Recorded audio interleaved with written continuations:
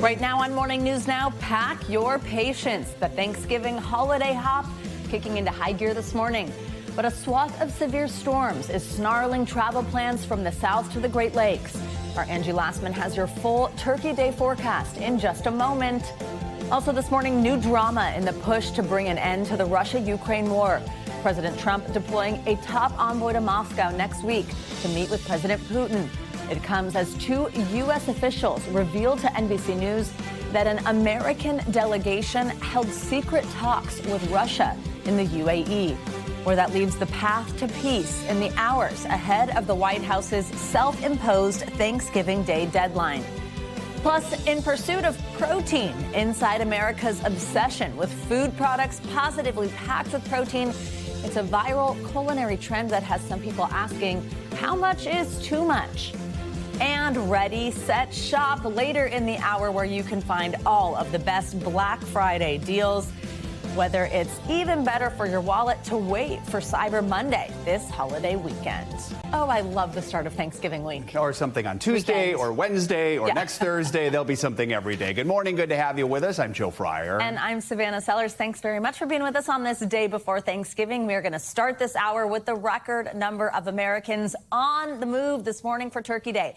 At airports, the FAA is expecting major crowds, saying this Thanksgiving week will be the busiest in 15 years. But dangerous storms across the country are turning some airports into makeshift hotels, stranding passengers who are just trying to get home for the holiday. Yesterday, bad weather, along with some other challenges, created cancellations and delays at some airports across the country.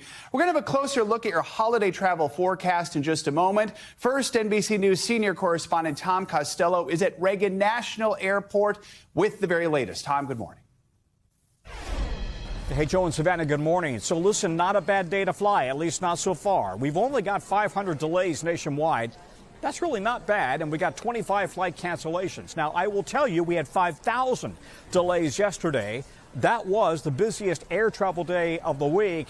However, we had a lot of rain and bad weather down in the south around Atlanta, so that really caused some disruptions that then kind of cascaded to other airports as well. Up into New York, we had Chicago O'Hare with some weather yesterday, and then we had Minneapolis and the snow overnight and into this morning. But when you get these major hubs that caused some delays yesterday, and by the way, a delay could be 5 minutes, could be 5 hours, but when you've got some delays, it ripples across the country because flights get behind schedule. Bottom line, very few flight cancellations yesterday, so they have hit the reset button for today. We'll see how the weather impacts travel, but not bad so far. We're going to be watching the major hubs again: Atlanta, JFK, Newark, Chicago O'Hare, Denver, LAX, Dallas. Those are going to be the big ones we watch, just because those are very big, as you know, for the airlines. So far, so good, but we'll be keeping a very close eye, at least at the airports. Joe and Savannah, back to you guys. All right, Tom, thank you so much. Sure, the airports are packed. The highways are even busier. About 73 million drivers are expected to hit the roads over this long holiday weekend. AAA says today and Sunday, the roads will be the most crowded, and that the worst time to drive will be between 11 a.m. and 8 p.m. just most of the day. Get on the road now. They also say you should double check your car to make sure everything is in good condition. Get this, last year, more than 600,000 people had to call for roadside assistance for things like dead batteries and running out of gas. So if you are hitting the road today, what can you expect? Well, it's time for your Morning News Now weather. Angie Lastman joins us on this Thanksgiving Eve with your forecast. Angie, good morning. Hi, guys. Good morning. We've got some good news. We've got some bad news. So let's start with what you need to know if you're hitting the roads or, of course, flying out of parts of the Midwest and even the interior Northeast. We've got the winter alerts up across both of those regions. You heard Tom mentioning some of that snow, places like Minneapolis. We're still kind of seeing much of that happening as we speak across parts of the Great Lakes, and still dealing with some of the snow and the rain across that region. And then there's that rain for the interior areas of the Northeast. We've got a couple of systems that are kind of sliding on through. So we'll see this line of showers across New England as the day goes on, with that along and ahead of that cold front there. And then we've got some really strong winds and snow, so blizzard conditions across the Upper Peninsula of Michigan. It's going to be really difficult travel across that region here as we get through the day today. By tomorrow, Thanksgiving Day, we keep the blustery winds in the picture across the Northeast and New England and the Great Lakes, but the Great Lakes are still going to be dealing with those snow bands, especially downwind of Lake Erie and Lake Ontario. By the end of the work week, we're going to see things kind of wind down slightly, but we'll still see some slick travel, especially if you're going to be up and down I-90. So that's Friday. Now, big picture look for your snowfall forecast, some really impressive amounts. Multiple feet for the Upper Peninsula of Michigan. You can see up to a foot anywhere where there's the brighter pink. So again, it'll be significant in some spots and causing difficulty when it comes to travel. I mentioned the winds. 52 million people across those same regions are under wind alerts, and we've got gusts that are 40, close to 50 mile per hour peaks today. So just a heads up, Chicago, Green Bay, Indianapolis, all of those locations, you'll be into the 40s when it comes to wind gusts. And peak gusts through tomorrow, still New York City, it looks like we'll see those low kind of mid 30s. So we could see the balloons flying a little lower, unfortunately, due to that. But otherwise, sky conditions look pretty good. We've got some bright skies, temperatures into those low 40s that we'll expect, but it will be quite chilly when you add in those gusty conditions into the low 30s for your wind chill value. So bundling up, especially if you're going to be there bright and early, getting your spot for that Macy's Thanksgiving Day Parade, guys. If the balloons are lower, you just get a closer look at them if you're on the ground. You know what I like about you, Joe? Always looking on the bright side. Thank you. See every detail of the balloons. Yeah, that's fine. They could be lower as long as they're up. Thanks, Andrew. You got it. Well, with Thanksgiving just one day away, many Americans are, of course, getting ready to gather around the dinner table with their loved ones. But for many, getting food on the table is a significant challenge. The nonprofit Feeding America says 47 million people across the U.S. face food insecurity and experience daily struggles with hunger. More than 50 million Americans have turned to food banks and pantries for help. For more on this, let's bring in Craig Rice. He is the CEO of Mana Food Center, which is working to fight hunger in Montgomery County, Maryland. Craig, good morning. Thank you very much for joining us this morning, just one day ahead of Thanksgiving. Last week, we spoke with you about how your food center is helping people. That was during the government shutdown when so many people that rely on those SNAP benefits had those issues when we momentarily lost the benefits. Has your center been able to get the resources it needs since that surge in demand? Has that demand continued post-shutdown? Well, it's interesting. First, thanks for having me. And yes, the need has continued to rise with the government shutdown now behind us. The reality is that we're still seeing those record levels of folks coming in. We continue to see folks who are still feeling the impact of the government shutdown. And so we are asking folks to continue to please step up and help us. Everything from donating food, but especially donating funds. We can, as food banks across America, leverage those funds a lot higher than individuals can at the grocery store. And so donating that money directly to us allows us to have larger purchasing power and actually make an even greater difference in your community. So for you at Mana Food Center, just how much do high food prices affect your ability to meet the needs of your community this season? Because we keep talking about the fact that so many items just seem more expensive at the grocery store. The cost for feeding a family here in the shadow of the nation's capital increased last year from $42 a family to $75 a family. That's just over the course of 1 year. And so it's become incredibly expensive as we purchase produce, as we purchase staples. We're impacted by tariffs and those rates that are affecting our wholesalers. All those things matter tremendously, which is why we still need assistance from so many people, whether it's you as an individual, corporations, and of course, our government partners. Tell us what you have planned for this Thanksgiving and what you're seeing in your community. So today we'll have distributions from 2 o'clock to 5 o'clock and another from 5 o'clock to 7 o'clock. Food assistance providers all across this country are doubling down when it comes to Thanksgiving, but we're also doubling down the day after that and the day after that and the day after that. We're always going to be there for families. We want to make sure that while it is special to make sure you have a meal on Thanksgiving, it's also really important that you have a meal every single day of the year. Yeah, that's a great point to highlight. We look at this on Thanksgiving, but every single day can be a struggle for so many people. A lot of viewers right now are sitting at home wondering how they can help, not just maybe your organization, but organizations in their community. What's your best advice? The best advice is to reach out to your local food assistance providers. Make sure that you're giving your time, talent, treasure. Donate to your organizations. Continue to advocate for them as well. It is incredibly important for you to make sure that people are talking about hunger issues.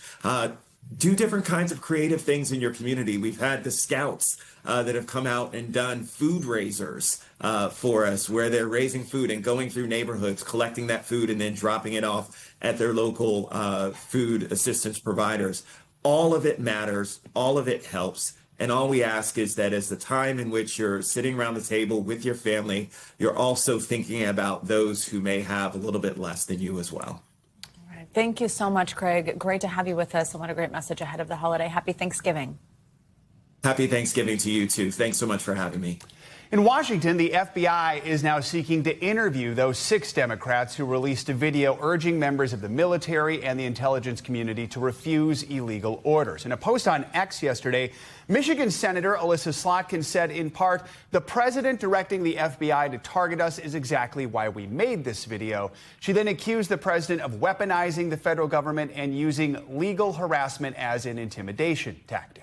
It comes after Defense Secretary Pete Hegseth said yesterday that the Pentagon was conducting its own investigation into retired Navy Captain Senator Mark Kelly. Last week, President Trump sparked outrage when he accused the lawmakers, all of whom served in military or intelligence roles, of, quote, seditious behavior punishable by death. He later said he was not calling for their execution. NBC News senior justice reporter Ryan Riley joins us now with more on this. Ryan, good morning. So some of these Democrats have been going on the record the last couple days, clarifying why they made the video in the first place and then reacting to the president's response. I want to play part of Arizona Senator Mark Kelly's interview last night on Jimmy Kimmel Live, then we'll talk on the other side.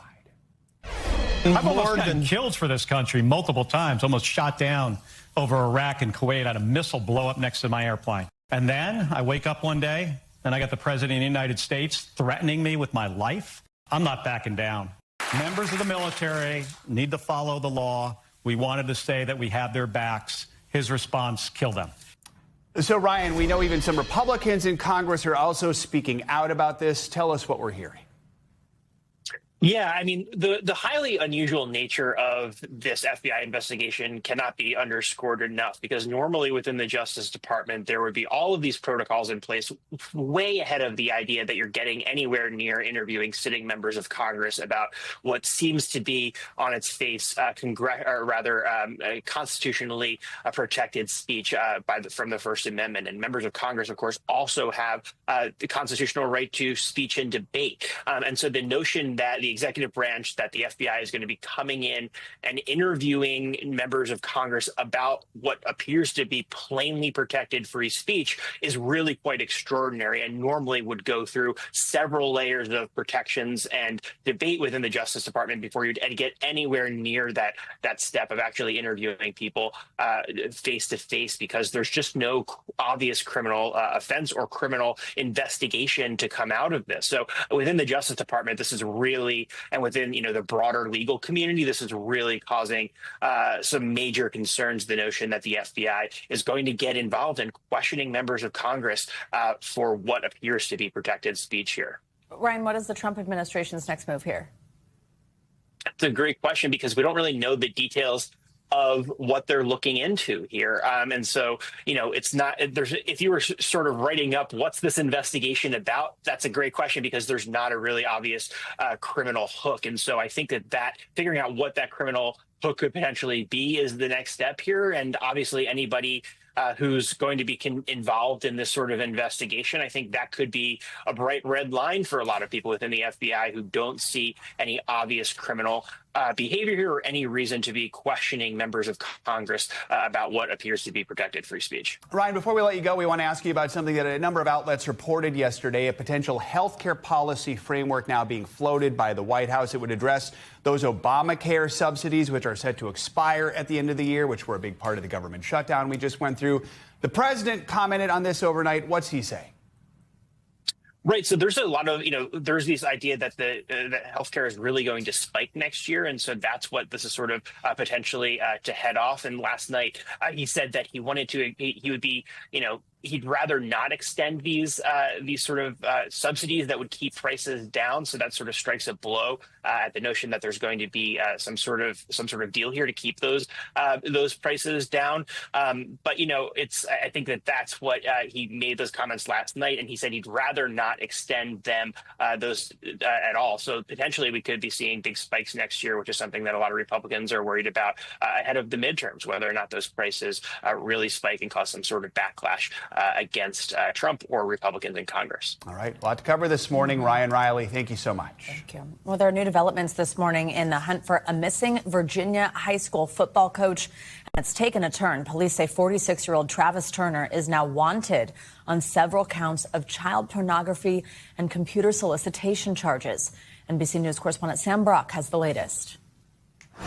A multi-day search for a missing high school football coach. Now a manhunt for a fugitive after Virginia State Police announced 46-year-old Travis Turner is wanted on serious charges, possession of child pornography and using a computer to solicit a minor. We are asking for the public's help in providing any information that may lead to his whereabouts. State police say agents in the early stages of an investigation were sent to Turner's home last Thursday, but they learned he wasn't there. The beloved coach was originally considered a missing person, and police began searching for him using drones and canines. In a statement, Turner's family saying, "We remain prayerful for his safe return. Any allegation should be addressed through the proper legal process, not through speculation or rumor." The Wise County School District telling NBC News they are aware that law enforcement has filed charges against a staff member who has been on administrative leave, adding they'll continue to cooperate with police. The situation upending this small town. It's not just a football team that's worked so hard to have the season they have and their goal of winning the state championship. We're all family, and the community's just been going through heartache. Last weekend, before the charges against Turner were announced, his undefeated team took the football field. We talked in the huddle, and we was like, listen, boys, we're going to have to handle adversity here, but we stick together as brothers here, and we should come out with a victory. They managed to pull off a win and earn a spot in the regional championship. Sam Brock, NBC News. Much more to come on this Wednesday edition of Morning News Now, including why cannabis-related hospitalizations spiked over the Thanksgiving holiday weekend. More on that in our weekly medical checkup.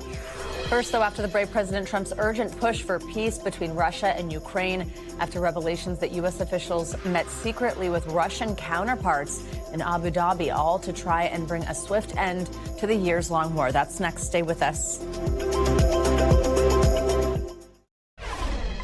We're back with new developments in the diplomatic push to end the war between Russia and Ukraine. President Trump says he's sending his top envoy, Steve Witkoff, to Moscow next week to meet with Russian President Putin.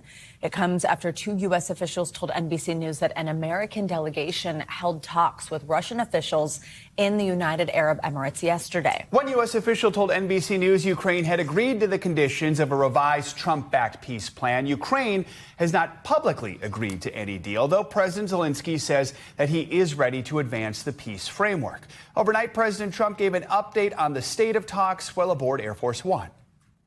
Well, I think they're pretty happy about it. They'd like to see it end. And we won't know for a little while, but we're making progress. They're going to keep talking. They're talking to Russia now. Steve Witkoff is going over. Maybe when Jared are going to be meeting with President Putin, I believe next week in Moscow. I don't have a deadline. You know what the deadline for me is? When it's over. And I think everybody's tired of fighting at this moment. NBC News Chief International Correspondent Keir Simmons joins us with more here. Keir, good morning. So what is NBC News learning about yesterday's talks and Ukraine's position on this current revised peace framework? Well, you're right. There were the Russians were here in the United Arab Emirates, and so were the Americans, Dan Driscoll. And then, as well as that, though, there was also a senior Ukrainian official here. Now, the Ukrainians and the Russians didn't talk directly to each other, as far as we know, and it seems unlikely that they would have done. However, that is quite something, because it's quite some time since there was any kind of clear communication like that between the two sides. Ukrainians at this stage have managed to shift President Trump away from that 28-point peace plan that was criticized by many for being too sympathetic to Russia's demands. And I think Ukraine is satisfied with that, at least, and that's why you're hearing these positive noises from Kyiv. The question is, what will the Russians? What's the Russians' view? And I think that's why you're seeing President Trump now send his envoy and maybe even his son-in-law, Jared Kushner, to Moscow next week. Yeah, and I guess that's my next question. Do we have any hint of the Kremlin's official stance on the state of negotiations and this revised peace plan? Well, judging by what the Foreign Minister, Sergei Lavrov, said yesterday, not happy. He said that if the peace plan in the end doesn't kind of fit with what was agreed, and this is what him speaking, this is what he says, between President Putin and President Trump in Alaska, then the Russians, he intimated, would simply walk away. And that's probably not surprising and is probably true, because ultimately what we've seen from President Putin is a continual repetition of the same demands, which are about territory, wanting all of Donbass, which is about security, not wanting Ukraine to get support from NATO, not having NATO troops in Ukraine, and even wanting to limit Ukraine's military. So President Putin has not shifted from a view, as he has described, that he is making progress in the war, and that if he doesn't get what he wants, he'll just carry on. We should say, though, it is terrible bloodshed, but Russia is making incremental gains, and it's not clear necessarily that's going to change. So, again, another question here is how realistic is President Putin about what's really happening on the battlefield?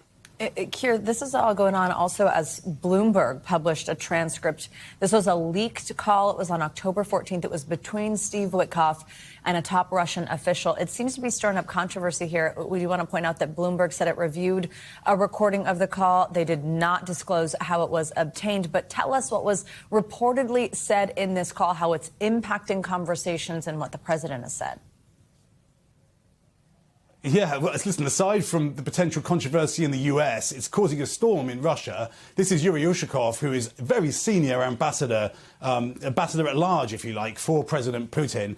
And according to Bloomberg, on a WhatsApp call with Steve Witkoff, President Trump's envoy, he calls Steve Witkoff my friend. In the call, Steve Witkoff kind of appears to give him tips, coach him about how President Putin should approach a call with President Trump, and then encourages that the Kremlin make that call before a Zelensky trip last month to see President Trump in the White House. It's being criticized already, and this is how President Trump reacted. It's a standard thing, because he's got to sell this to Ukraine. He's got to sell Ukraine to Russia. That's what a deal maker does. You got to say, look, they want this. You've got to convince them with this. That's a very standard form of negotiation. I haven't heard it, but I heard it was standard negotiation. And I would imagine he's saying the same thing to Ukraine.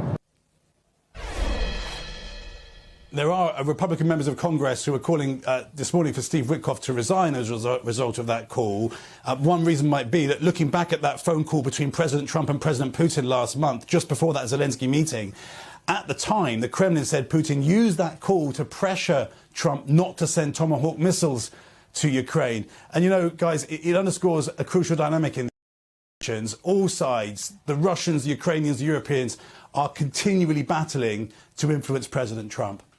All right, Keir Simmons, thank you so much. Let's continue this conversation with former U.S. Ambassador to Ukraine, William Taylor. Ambassador, let's pick it up right there with that Bloomberg transcript of this reported call between Witkoff and Putin's foreign policy advisor. We just heard President Trump downplaying the comments, calling it a standard negotiation tactic by Witkoff. You've already spoken out about this, describing it as outrageous on many levels. Tell us why you think that is. Well, Joe, Steve Witkoff has not talked to the Ukrainians, as near as I can tell. I don't think he's ever been to Ukraine. And so selling it to the Russians is one thing. The other thing that was surprising but revealing about this phone call is it's the origin of the 28-point plan that Keir Simmons just described. That has been roundly criticized as so pro-Russian that it had to be scrapped in favor of the current kind of 19-point plan. But we can see in that Witkoff call that was that the Russians were going to make a proposal at Witkoff's suggestion about a 20-point plan that would come out of the Middle East.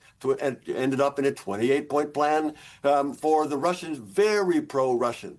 So that's what we see out of this Witkoff call.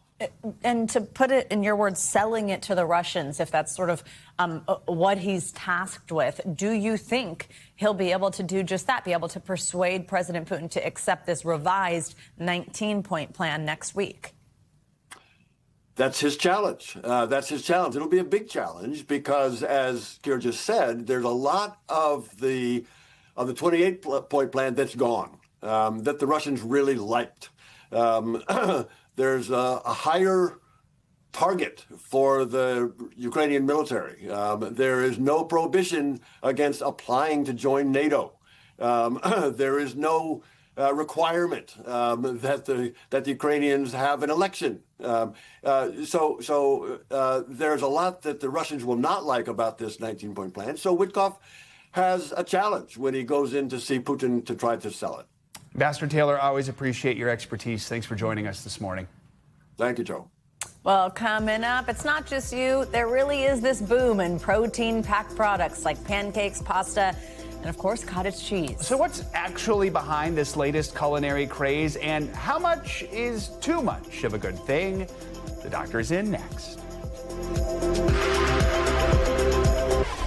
Welcome back. Ahead of tomorrow's Turkey Marathon, we're taking a closer look at the protein craze that has stretched far beyond the fitness world. It's flooding social media and grocery store aisles. From protein popcorn to potato chips and cottage cheese everything, it begs the question, how much is too much of a good thing?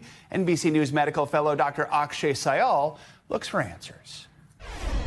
Has America taken its protein obsession too far? I eat 200 grams of protein a day. It's an essential building block for the body, for everything from creating enzymes, hormones, antibodies, to growing and repairing cells, bones, hair, skin, nails, and yes, your muscles. For the fitness conscious, the pursuit of protein becoming a daily mission to ingest as much of the macronutrient as possible. Big name brands like Sweetgreen are jumping on the protein bandwagon. The company known for salad bowls recently offering a bowl with not much salad actually in there, packing what they claim is 106 grams of protein per serving. That's a lot of chicken. You can now find protein potato chips, protein-packed versions of the usually carb-heavy pasta, powders and drinks promising 30, 40, and even 50 grams of protein in just a few sips. The same protein dial-up happening in the world of protein bars too, like the wildly popular David bars, packing 20 grams of protein with 150 calories and no sugar. Just a cheat code, honestly. Experts say for a sedentary person, someone who doesn't really work out, you should get about a gram of protein per kilogram of body weight. Or for someone that's 150 pounds,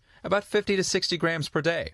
But for people who exercise a lot and are trying to build muscle fast, many fitness-minded folks throw that number out the window, doubling or even tripling it. I ate 12 eggs a day for 30 days. It seemed to work for Olympic athlete Michael Phelps. It's the only diet that lets you eat whatever Michael Phelps eats. And as you can tell, it works wonders for me. And it's not exactly a new trend. Remember Rocky? Yes, eggs are one food protein is found in naturally, along with chicken, red meat, and fish. And protein-packed products are beefing up. One study showing the U.S. protein supplements market reached more than $10 billion last year, and that number is expected to double by 2032.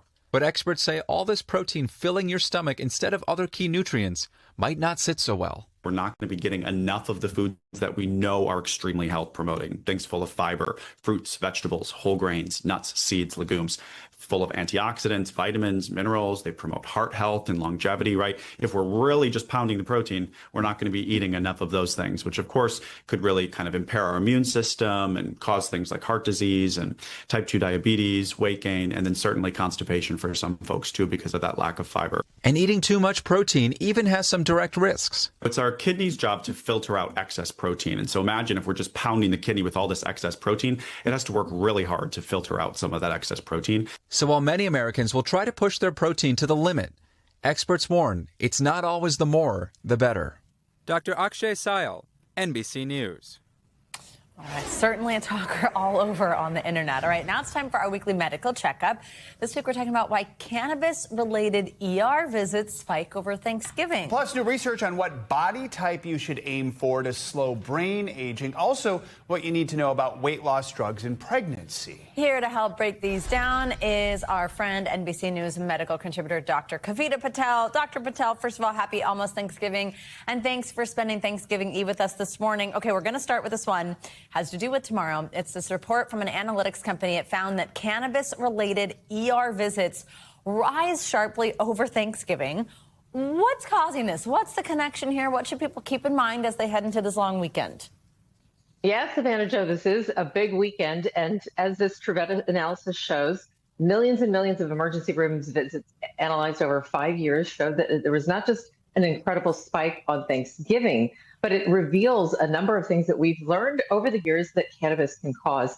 Cannabis can cause provocation of anxiety. It can cause something called hyperemesis syndrome, which was, by the way, one of the leading drivers for visits related to the emergency room.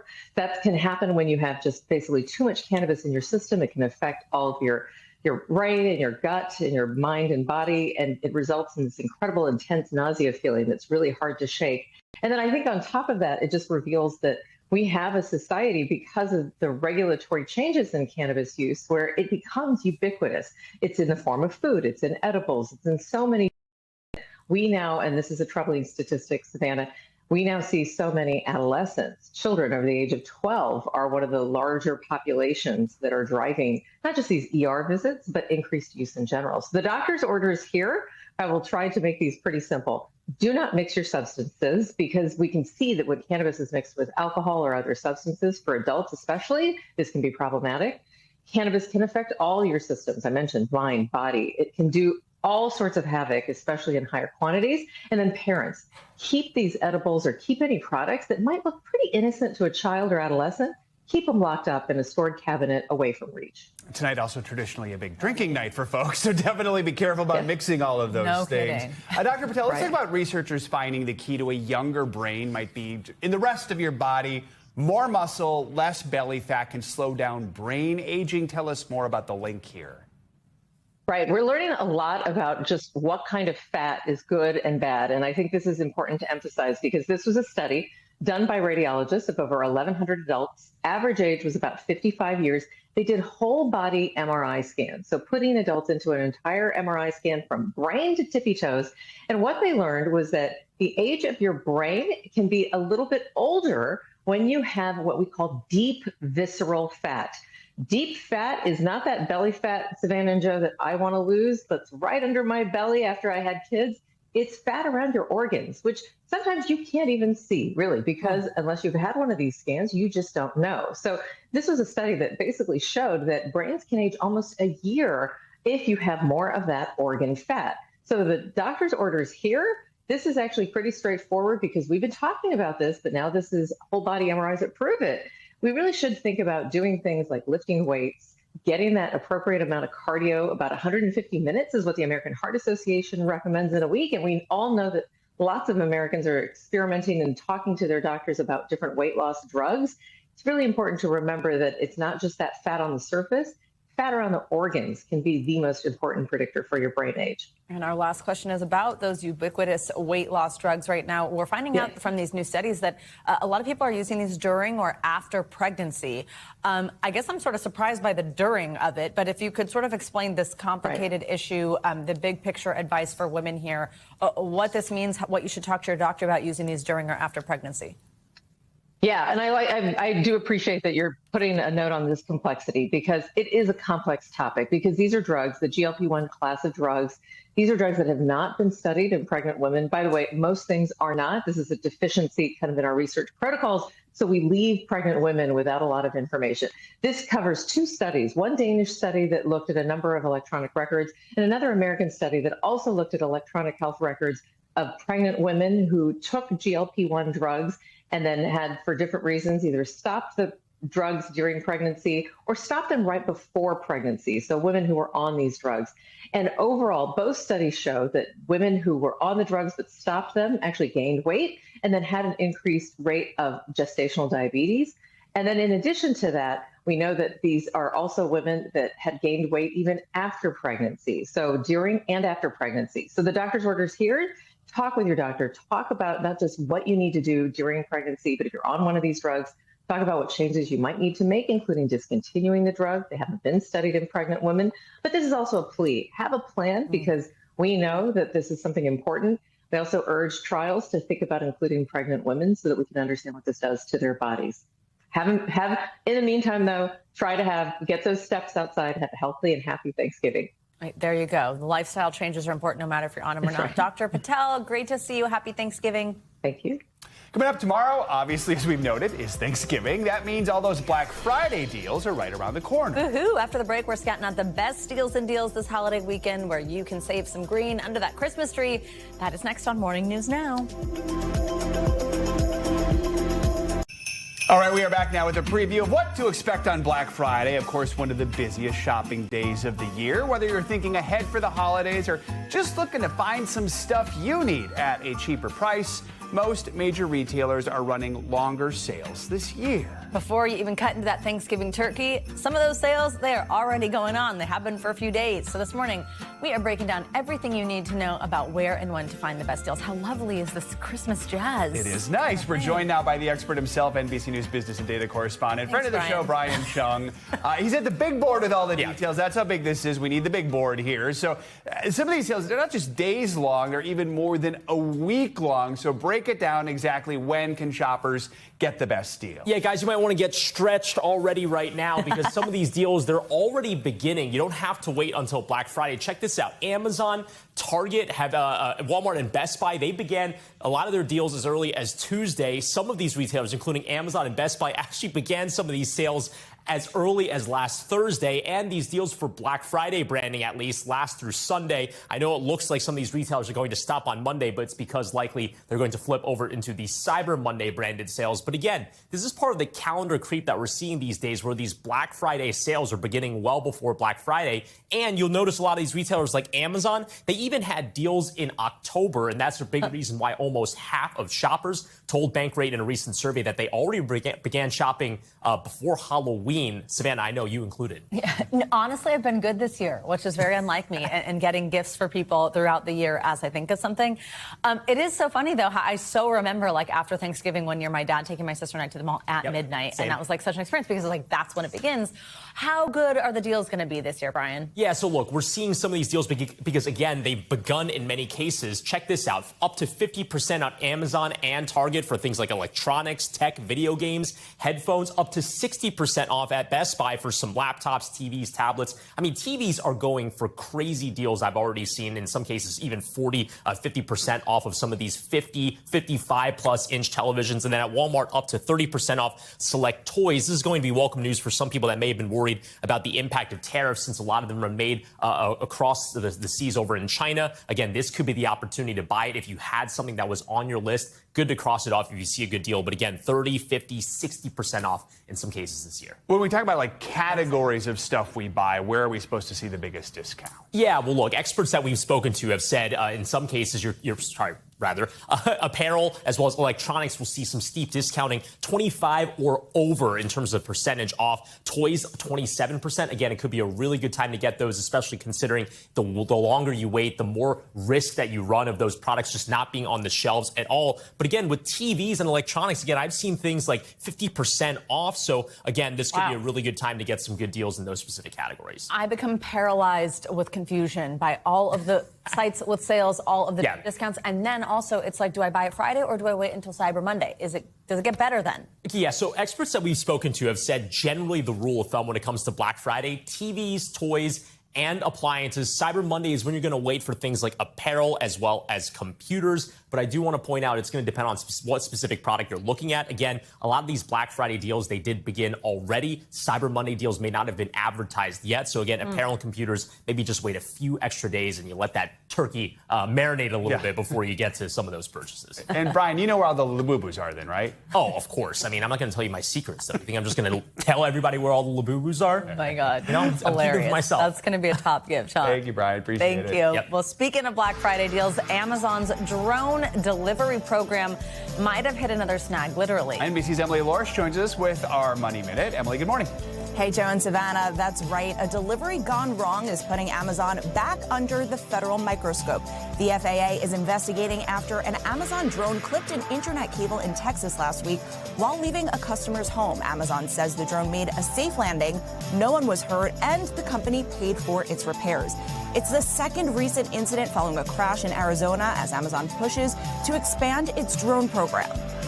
And a new cheese recall just before Thanksgiving because of possible listeria contamination. The Ambriola company is recalling several Pecorino Romano products, including boar's head items sold in Kentucky and Indiana. Another grated cheese item sold under the brand Locatelli was also recalled, according to major retailers. No illnesses have been reported at this point, and anyone who purchased these products should definitely throw them out. Finally, sticker shock is coming to America's most iconic landscapes. Starting January 1st, international visitors will have to pay much higher entry fees at many U.S. national parks. There isn't currently a price difference for U.S. and non-U.S. residents, but come next year, an annual pass for non-U.S. residents will go up from $80 to $250. The changes are being described by the Interior Department as, quote, America First. The department says the new fees will support upgrades to facilities as well as park maintenance and service improvements. Joe and Savannah. All right, Emily, thank you. Well, the countdown to turkey time officially on tomorrow. Millions of us will be gathered with friends and family to celebrate Thanksgiving, and the star of the show is, of course, the turkey. The National Turkey Federation estimates nearly 30 million birds, like the one you heard there, will be enjoyed at dinner tables across the country this year. For more on how to cook and carve the perfect turkey, we are joined now by Paul Kelly. You might remember him. He joins us every year, and we love it. He's a turkey farmer and the managing director of Kelly Brown's. Paul, good morning. Great to see you. Happy Thanksgiving. First, you just got to tell us what makes a turkey the perfect candidate for a Thanksgiving feast. Okay, well, it's actually a chain of events. But what you're first of all looking for is maturity. The older the bird, better the flavour. And that's really hard to see, of course, when you're in the store. But if you're going to get a heritage turkey, by definition, will be mature. And if you're getting a standard turkey, that's going to be probably immature. To put that into context, the average fresh turkey is probably 10 to 12 weeks of age when it's harvested at Thanksgiving. A heritage bird like ours are 5 to 6 months. And it's that maturity that brings the flavour because it lays down fat. It lays all its muscle down, all its fat. It's got bone marrow, so it produces a wonderful stock. So it's a chain of events. The right breed, grows to maturity, and then the final polish for us is dry plucking it and aging it. And it's that chain of events that produces the perfect turkey. But it's hard to see that when it's sitting in a bag in front of you. True. So, at this moment, right now, many cooks are prepping to cook their turkeys tomorrow. So what are the tips you have, the things you should do today to help get that flavor and that texture just right? Okay, so you can make it as complicated as you like, but first of all, I would say rule number one is take the turkey out of the fridge the night before. That might sound bizarre, but you don't want to be putting a cold turkey into a hot oven because it will take longer to cook and the outside of the turkey will be overcooked. Secondly, I would say don't stuff the turkey. You know, stuffing's lovely with turkey, but cook it separately. If you stuff both cavities, the air can't get through and the heat can't get through, so it won't cook evenly, and it also, again, take longer to cook. And I always say, you know, when you take the turkey out of the oven, when it is cooked, please don't jump on it with a sleeping bag and tin foil and all that stuff to keep it warm. Once it's at temperature, you have to let it get down to temperature. Now, I do not believe you can cook a turkey to perfection without a meat thermometer, because time is purely a guideline. Yeah? It's the temperature of the meat that tells you whether it's cooked. So you have to get a meat thermometer because that tells you when it is cooked. That is a great tip and an easy one to just run out and grab right now while you've got the time. Okay, this is fascinating. You set the current Guinness World Record for world's fastest turkey carver back in 2009. Nobody's broken that record, baby. You did it in just 3 minutes, 19 seconds. This is really also a hard part. Cooking, it's hard. Carving, it's hard. Can you show us how it's done? Yeah, I can. And what I'm going to do is break this bird down to its primal. So first of all, you just take the wing tip off there, put that to one side. A sharp knife, that's what you need to carve well. And then cut down through the skin, and then you can just peel the leg off, like that. Yeah, leave that there. And then that has exposed the breast and you could start to carve the meat off, but we're going to go a step further and take the whole of the breast lobe off. And if you carve it like this, you will get about 15 to 20% more servings. There we go. We've taken that whole of the breast lobe off. So I've done half the turkey. Let's put that to one side. So taking the leg off, taking the breast off. Here's the magic, the skin. Take that skin, put it in a baking tin, season it with salt, pop it back in the oven, and it will give you lovely crispy. The same with the neck skin there. There we go. Now, there we go. So we've got the breast there, and having that whole lobe, you then can carve lovely, even slices of turkey. Mm. And then... Yum, yum, yum. Okay. I love that if you do this right, you save 15 to 20% of the meat. That's how important this is. It's not just so you don't look like a fool in front of your family. That's right. You're just hacking away. If you break it to its parts, take the leg off, take the breast off, you get so much more out of the bird. And it's so much easier to carve as well. And you know what? It's not too late to go out and buy a chicken and practice this, because it's exactly the same with the chicken. So you can do it very easy. A full practice chicken. Exactly. I feel like there's probably like videos online or something like that. It's like training. It's an Olympic sport. Yeah. You gotta know what you're doing, so you're ready for your family. They'll be wowed. They'll be amazed. Are you a dark meat or white meat person? I like both, so I'm fine with either of the meats. So, Paul, do you have a preference? Dark meat. The dark meat's the best. But for those of you that buy a bone-in breast, all I can tell you as turkey farmers, whatever we cut off, we put onto the price of the breast. So you've bought the whole turkey anyway, so you may as well have it, and that's where all the flavour is and where you get the great gravy from, the back end of the turkey. There you go. Got it from the expert right there. Paul Kelly, thanks so much for joining us this morning, for showing us how it's done, even though I could never possibly replicate that. That was impressive. Happy Thanksgiving to you and your family. Thanks so much, and happy Thanksgiving to everyone. Thank you. Coming up, the Olympic flame rekindled while most of us were sleeping this morning. And with us to mark 100 days until the Milan Cortina Paralympic Games, two-time medalist, 21-time world para-snowboarding champ Noah Elliott. His emotional road to the gold up next.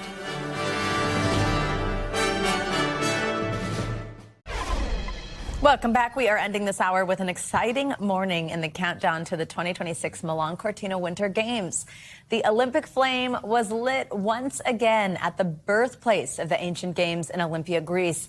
Thousands of relay runners will now carry the torch across and cultural landmarks to Milan. Today is another important milestone. We are now 100 days out from the historic opening ceremony for the Paralympics. Hundreds of world-class athletes will be competing in the 50th anniversary since the very first Winter Paralympic Games. And we are lucky now to be joined by para-snowboarder gold medalist for Team USA, Noah Elliott. He's a two-time Paralympian, two-time Paralympic medalist, also a three-time world champion. Noah, great to have you with us. So impressive, and we're so excited to talk with you. And for viewers who might not know your story, I mean, it is truly remarkable and inspiring. You were an elite teenage skateboarder, and then two big things happened in your life. You became a single father to your daughter, and you were diagnosed with a form of bone cancer. If you could just take us back and tell us how you went from that place to becoming the top para-snowboarder in the world.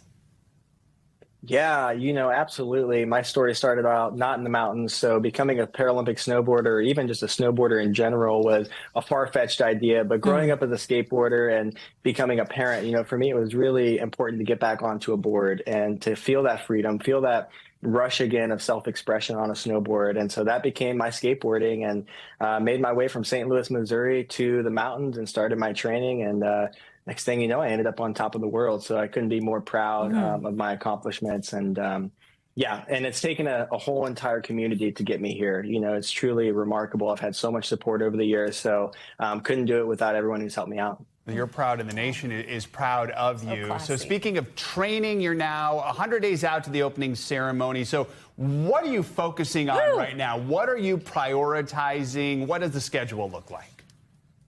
Yeah, we're actually celebrating Turkey Day and kicking off the 100 days from the games here with our first World Cup start. So we just finished training today, was official training here in Landgraaf, Netherlands. Tomorrow is our first World Cup. And then pretty much from December on, we're go, go, go until we show up in Milano Cortina for the Paralympics. So really excited for it. Oh, we're so excited for you. We can't wait to see. We also know that when you're not out there on the board, when you're not prepping, when you're not focused on snowboarding, you have this passion now in advocating for youth cancer research and adaptive sports. Walk us through what that work has looked like and just how much it meant to you, and therefore what it might mean to somebody else who's able to find sort of community in something like this. Yeah, it's so critical for Paralympic athletes and adaptive sports in general to get more media exposure, to get that coverage. And, I'm a tall tale story of that, because I witnessed the Paralympics for the first time when I was inpatient in St. Louis Children's Hospital going through my chemotherapy. And for me, that media coverage is what introduced me to it. And I was lucky enough to go on a camp for kids with cancer after and actually meet another Paralympic athlete in person. And so being able to relate what I saw on TV to somebody sitting in front of me and being able to ask those questions is really what kind of jump-started I can totally do this. And so I'm so proud to help give back any chance I can. It's so important to also show every diagnosis is different, but there can be a life past cancer and disability. So it's at the forefront of my heart. When I'm not on the podium, when I'm not racing competitions, I try to give back every chance I get. Another way you're giving back and keeping you pretty busy off the slopes, you're actually directing a personal documentary that focuses on your journey, focuses on para snowboarding. Tell us about that and just the message you hope to send through this. I hope it sends the message of inspiration and showing people that Paralympic athletes are the same as Olympic athletes. We are elite, high-level athletes, and just to showcase more insiders to what we actually go through and deal with our prosthetic legs breaking and with our residual limbs and the travels and kind of all the things that mix and intertwine together to make us the best athletes we can be. So looking forward to having that come out. It is a story that a lot of people are excited to see. Noah Elliott, appreciate you taking the time to speak with us here. Good luck with everything. I'm sure I'll be checking in with you. Thank you guys so much. And we are 100 days out to the Winter Paralympics. The countdown on. Tune in next March on NBC and Peacock to see the greatest athletes in the world go for gold. That's going to do it for this hour of Morning News Now. Stay with us, though. The news continues right now.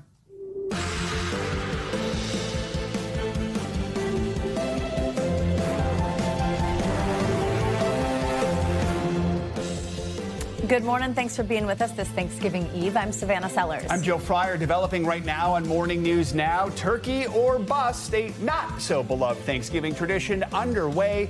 Millions of Americans traveling by planes, trains, and automobiles to make it in time for tomorrow's big feast. But Mother Nature could get in the way of those holiday plans. In the Midwest, an early winter storm threatening as much as 2 feet of snow, plus powerful winds and rain out east. We're tracking it all. Also this morning, progress and pushback from President Trump ahead of that self-imposed Thanksgiving deadline to end the war in Ukraine. After days of discussions between the U.S. and Russia, the president now expressing optimism a deal could be near. U.S. officials saying Ukraine has agreed to the conditions of a revised Trump-backed peace plan. People are starting to realize it's a good deal for both parties and they got to stop the war. I don't have a deadline. You know what the deadline for me is? When it's over. All this as the war in Ukraine rages on. We're going to bring you an update. Plus, buyer beware, a $1 billion scam targeting holiday shoppers, how thieves are stealing money from gift cards before you even take them out of the packaging. And New York City making way for a time-honored tradition. Yeah, it's almost time for the Macy's Thanksgiving Day Parade. We'll give you a sneak peek. Also, I'm going to take you behind the scenes for a look at some of the fun and festive costumes you'll be seeing. Spoiler alert. Oh no. I could not help but try some of them on. Stop. How many did you try on? That's not all. There are many costumes. Very fun. Is that the funniest? Yeah, that's probably my favorite. But there are others that are almost as funny. So let's just keep that up while we tell the news. Did me mess up my hair a little bit? Can we put that in a little box in the corner? Which is hard to do, by the way. All right. We'll get to that in a little bit. This morning, millions of Americans are on the move with a record number of people expected to travel for the Thanksgiving holiday. If you're going by car, you may want to pack your patience. Today is expected to be the busiest day all week on the roads. AAA is already warning people to avoid the highways during those peak travel times. Even Amtrak is experiencing record ticket sales, saying many of its trains are sold out for the first time in its history. And in the skies, the FAA says this week is on track to be the busiest for air travel in the last 15 years. Again, yesterday's strong storms and technical glitches did cause some major problems. Like in Atlanta, the busiest airport in the U.S., get this, thick fog and severe storms forced air traffic controllers to ground all flights and even evacuate the tower. Meanwhile, out west and in the Great Lakes, a snowstorm is threatening to cause problems for travelers as icy conditions could make it dangerous to fly or drive. We are covering this from all angles. We, of course, have NBC News meteorologist Angie Lastman standing by with your complete Thanksgiving forecast. NBC News correspondent Sam Brock is in New Jersey with an update on the roads. There he is, strapped in, seatbelt, safety first, Sam. But first, NBC News senior correspondent Tom Costello is at Reagan National Airport in Arlington, Virginia, with the latest on air travel. Hey, Tom, good morning. Good morning. I think we've got some really good news here. Minimal delays. In fact, nationwide, total for the day so far, 500. That's not bad, right? And keep in mind, a delay can be 5 minutes or 5 hours. But that's not a bad starting point here. And I show minimal impact at the nation's airports other than that snow right now up in the upper Midwest around Minnesota and North Dakota. Keep in mind, though, the big test, you're going to have a lot of company, and the busiest travel day will be on the rebound on Sunday. Across the country this morning, the final push to Thanksgiving in a record travel week. And at airports and on the roads, weather already causing disruptions. Rain was torrential. The thunder and lightning were like crazy. With fierce snowstorms hitting the Midwest, semi-trucks jackknifed and blocking traffic in Minnesota.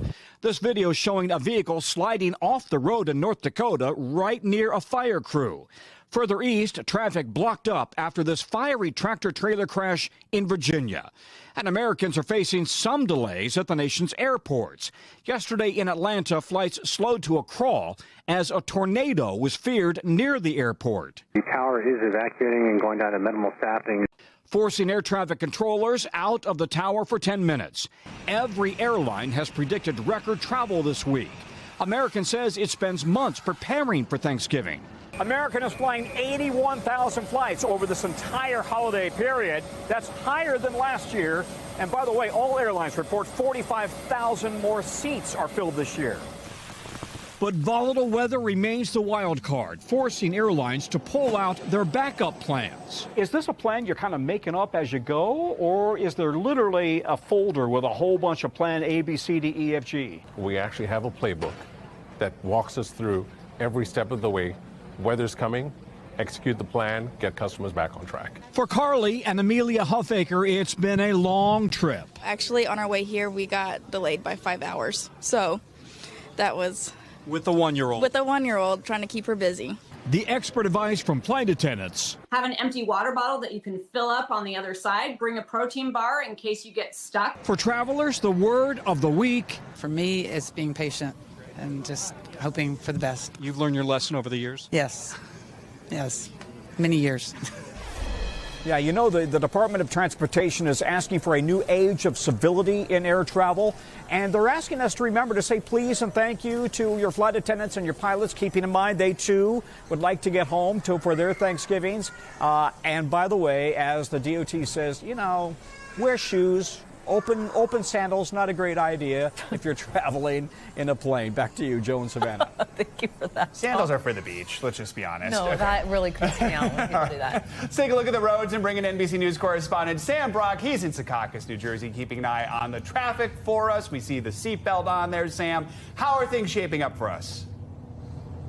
Got my shoes, guys, and my seatbelt strapped. We are ready to go. What we are not prepared for psychologically is what these roads might look like. Look, 73 million people driving this holiday. This is what I'm staring at right now as we approach the GW Bridge here in New Jersey. Dang. And look at this. I can even toggle in and show you exactly all the joys involved in being on I-95 this morning. You know, as we sort of set the framework for this, there are good times and bad times to go if you're going to be driving. The good times, actually, if you can believe it, are in the morning before 11 o'clock, according to AAA. This situation, though, changes drastically as you get kids coming out of school, people leaving work early. The middle of the day becomes highly problematic, as we're talking about, as you see on your screen, 11 a.m. to 8 p.m. That's when you run into issues. But then, of course, after that evening rush, you can probably get on the roads if you want to save it to later in the day. But bottom line, today and Sunday are the busiest days on the roadways, and that is what we're looking at right now, guys. Okay, so all day is not great, is the TLDR of what you just said there, Sam. So get on the road ASAP. or wait until tonight. I was surprised to learn in our last hour we were talking about just how many people actually had to call AAA last year because of issues that they had along the way. Obviously, that throws a wrench into things and makes the long day even longer. What kind of stuff should people try to maybe like get ahead of so that they don't have to call AAA? Savannah, I was stunned by this, and there's some common sense things you can do to just make sure you're prepared. 600,000 emergency roadside calls last year during the Thanksgiving holiday alone, according to AAA. Typically, the most common reasons for that, you have dead batteries, flat tires, fuel tanks that run out. So look, today, tonight, before you hit the road, make sure you go and just fill up your tank. That's one critical piece of advice. Also, check the air pressure, especially if you're using rentals, guys. You don't know where those cars have been. But if there's some good news in all of this, there's simple steps you can take beyond just that. Offline maps, for example, right? Like you go to Google and you put in, your entry point and your destination. You can hit under your profile a little offline map option and download it. So if you lose service, you'll still know where you're going. And another bit of advice for parents, plan your food stops ahead of time so you're not necessarily just piling up on the worst junk food imaginable when you do stop. It'll break up the trip and also give you a sense of purpose. And then, of course, just have, as you said, patience with your kids, with your significant others, and understand that you are going to be looking at scenes like this throughout the country today. Just plan accordingly and know it's not going to be the quickest trip, but you are going to get there and you're going to see your loved ones. So just keeping that in the back of your mind. Sam, do you have the car bingo? That was what we used to do when we had the long trip to my grandparents, was like the bingo. And then if you saw certain things, cows were common in Minnesota where I grew up. That's old school. Yeah. I love that. Did you guys ever play I Spy? Yeah, which for is sure. great Yeah. with your with your No younger materials kids. But if you're necessary. moving and you leave the place where you're spying something, it becomes tricky. But yeah, I remember those days. Also, I got to say, flat tires, okay, that's just really bad luck. Out of gas, man, that's on you. Fill that tank. Come on. Unless you're like Sam right 100%. now and you've been sitting there for 5 hours. I mean, you got to just... We've only been going for 4 hours all day. We'll be here at your leisure. Sam will be in that exact same spot at 10 o'clock tonight. All right. Thank you, Sam. Appreciate it. All right, let's check in on what conditions to expect when you're traveling today. We've got all the details with your Morning News Now weather. Angie Lastman joins us with that much-anticipated Turkey Day forecast. Angie, good morning. Much anticipated indeed. Good morning, guys. We are gearing up, of course, for, as you just mentioned, lots of people on the road and to be in the air today. And honestly, we've got a lot of good news, but we've got a couple of areas that I want you to pay close attention to. So let's start with the good news. If you live out west, parts of the Southwest, Sacramento, LA, Phoenix, El Paso, Amarillo, you're all looking pretty good. It's going to be sunny. It's going to be nice. Temperatures are mild. We'll see some dry roads across much of the South.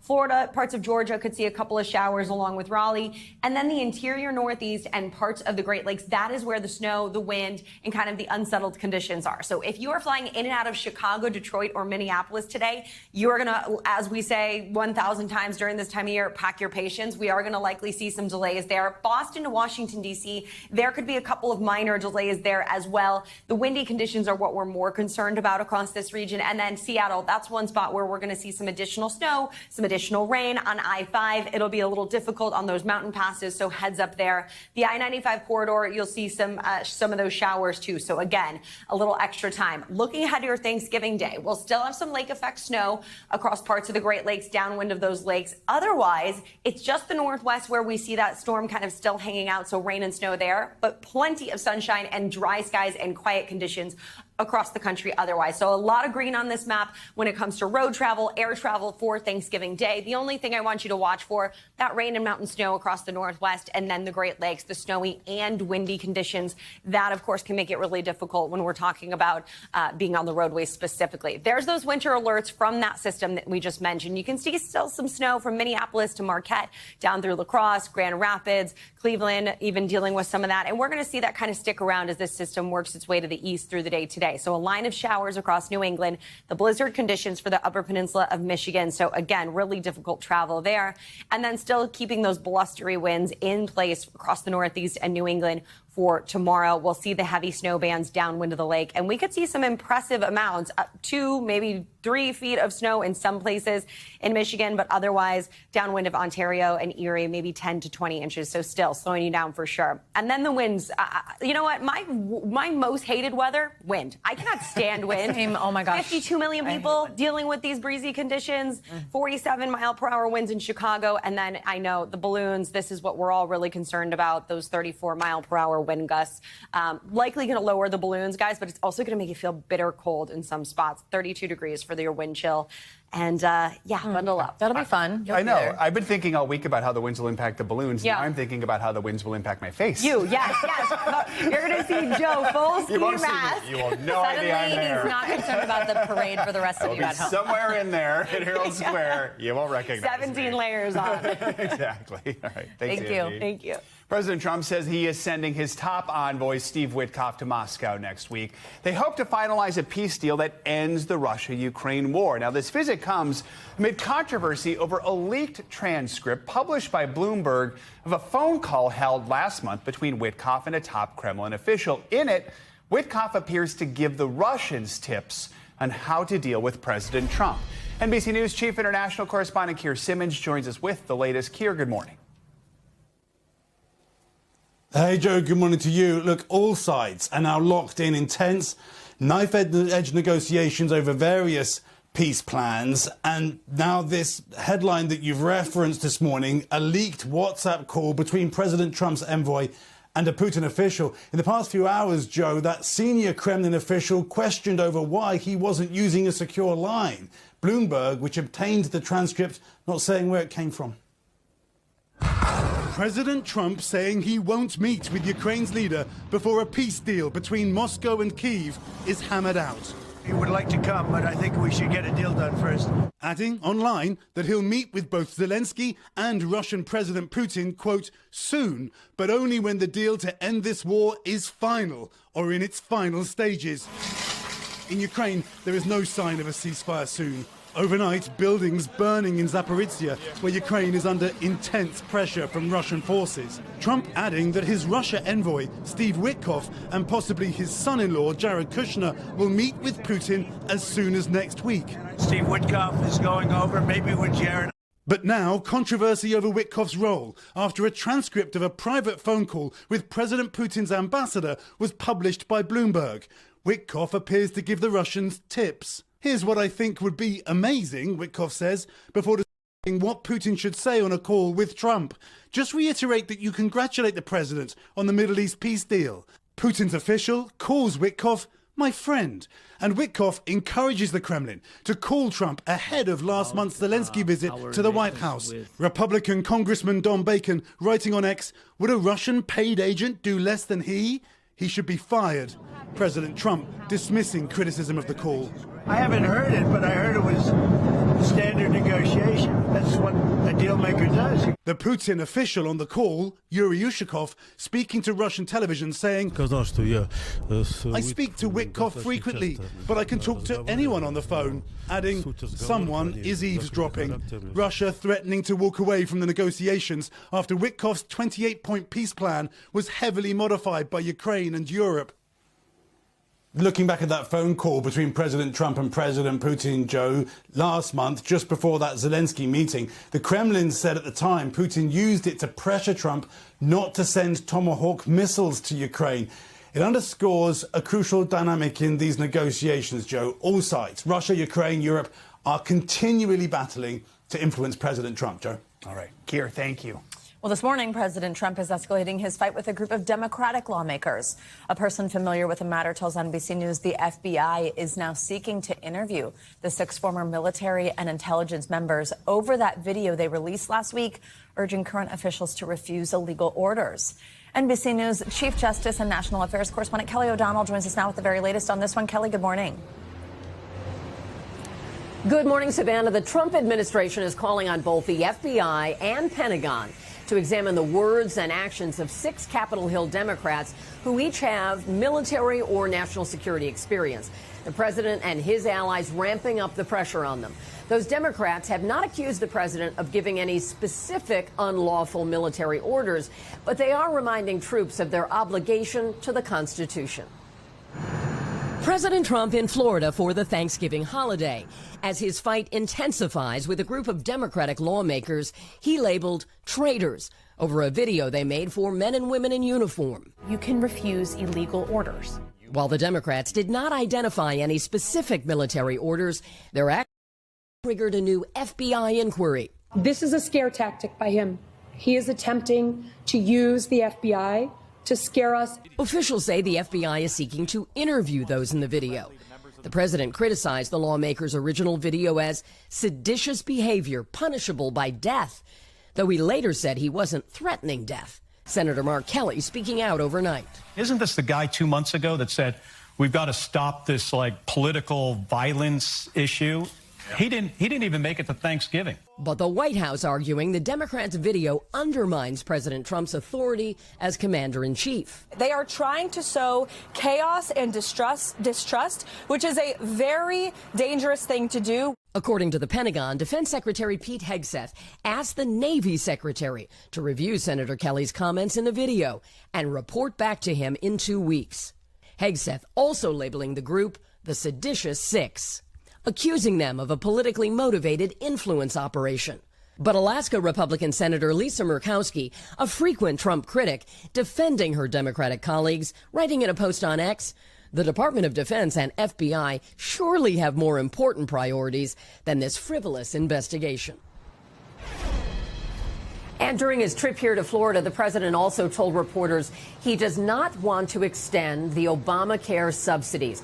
But notably, he did open the door, and he acknowledged that extending that help to buy health insurance may be necessary. And of course, you'll recall this was the central sticking point that led to the longest ever government shutdown. Savannah, Joe? Kelly, thank you so much. Much more to come here on Morning News Now. Later this hour, rules of the road trip. If you're one of the tens of millions driving to your Thanksgiving destination, this one's for you. We're going to go over the do's and don'ts to keep the journey safe and fun. Up first, though, breaking news overseas. More than a dozen people killed after a massive fire spreads to multiple high-rise apartment buildings in Hong Kong. We'll be right back.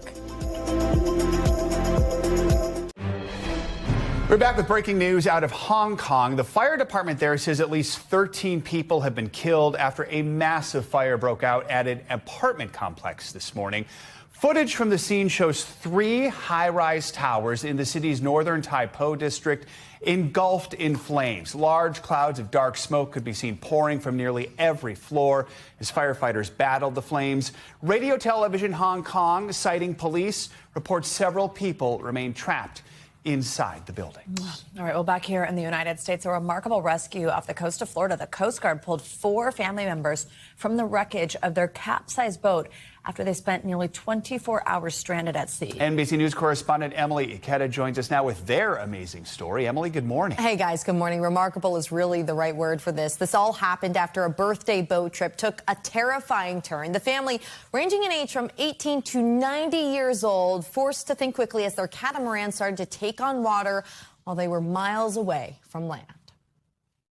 We have Coast Guard coming in with possible 4 patients. This is the unlikely moment a family was found at sea, desperately waving their hands at a Coast Guard search plane after spending 20 hours trapped on top of their capsized catamaran. We were standing on the top of the boat, but yeah, we were clinging into it. Dennis Woods and 3 members of his family were on a fishing trip Monday afternoon to celebrate his 70th birthday, but their 24-foot boat suddenly began taking on water, quickly rolling over. Their family calling police when the group didn't return, sparking a frantic Coast Guard search for the 4 missing men, including a 90-year-old. Woods saying he spent hours in the dark, balancing on the flipped boat, trying to keep his Uncle Clarence warm. I spent almost all night holding him up, and then he fell several times. The water just sucks all the warmth out of your body, so they were pretty chilly. At daybreak, the Coast Guard spotted the family about 26 miles off the coast of Clearwater, Florida. You can see one of them holding up Clarence. We were definitely a little bit worried about the older gentleman. Rescuers pulled the men to safety, warming them up as they made their way to shore, where they were embraced by relieved family members. It was definitely a tight-knit family, but they were definitely grateful. Their family tells us Clarence was admitted to the ICU, where he was treated for hypothermia, while Dennis suffered from dehydration. Now, after the birthday fishing trip took a terrifying turn, the family grateful everyone made it to safety. It was a good birthday now that I'm back on land.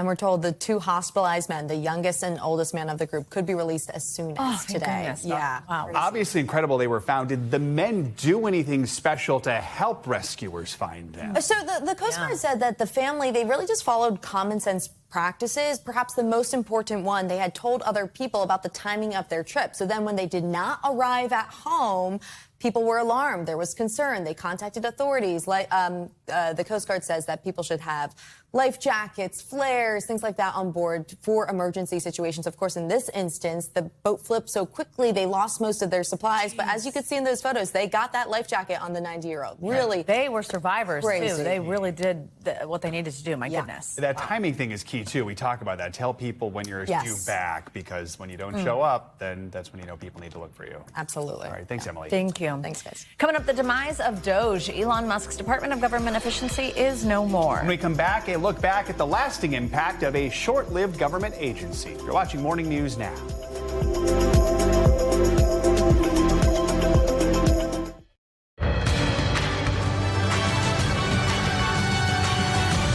And we're back now with a closer look at what's making news in the world of politics this morning, starting with the mayor of Washington, D.C., making a major career announcement. NBC News Capitol Hill correspondent Julie Sirkin joins us now with that and other Washington headlines. Julie, good morning. Hey guys, good morning. We begin right here in the nation's capital, where D.C. Mayor Muriel Bowser announced she will not run for re-election. The Democrat led the city for a decade through some turbulent times, from COVID to federal worker layoffs, and most recently clashing with President Trump over the National Guard he sent into the city. Bowser will not seek a fourth term, saying she's looking to the future instead.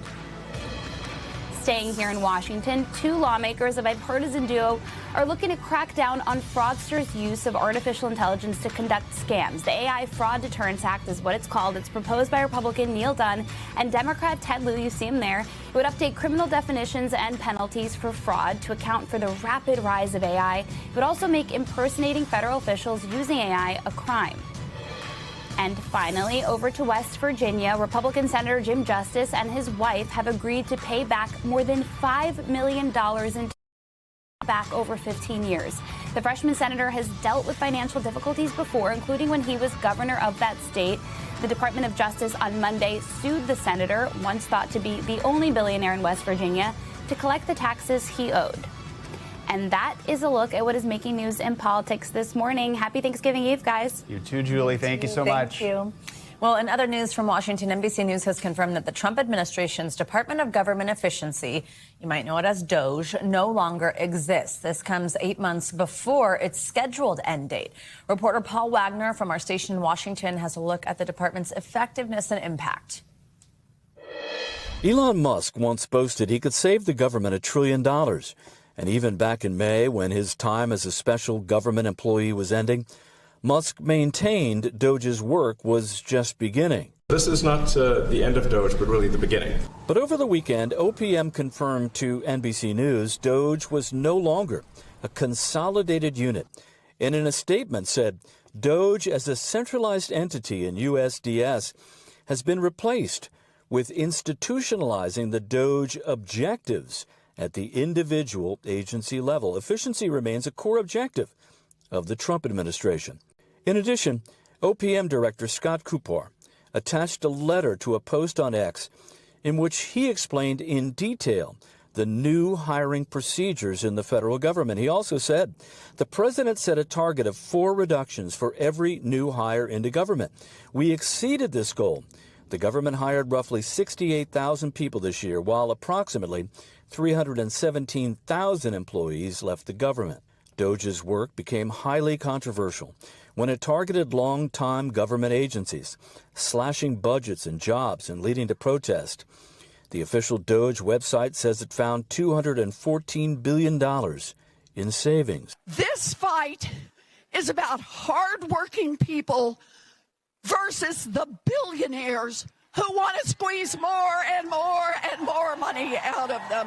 One of those agencies was USAID, where Carrie Evans was a contractor. I tell people I got doged. Evans lost her job back in February. An email told her the news. There was no severance pay. It was really tough because I had just bought my first house only a month before, so I had very little savings. I was living off of unemployment, SNAP, everything that I could.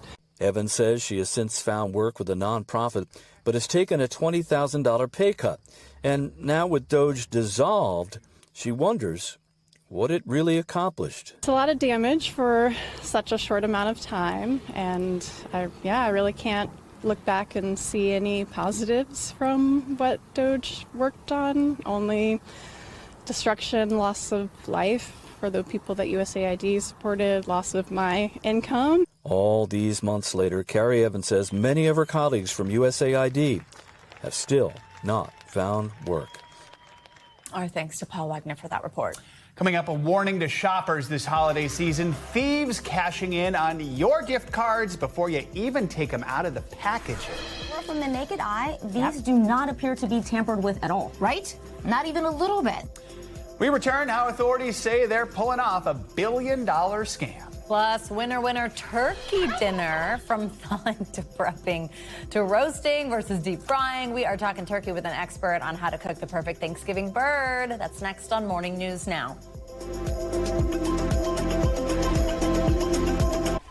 We're back with a look at a popular gift for the holidays that has become part of a $1 billion scam. Yeah, authorities are warning holiday shoppers of gift card draining. That is when thieves remotely steal the money off of your gift card before you can even use it.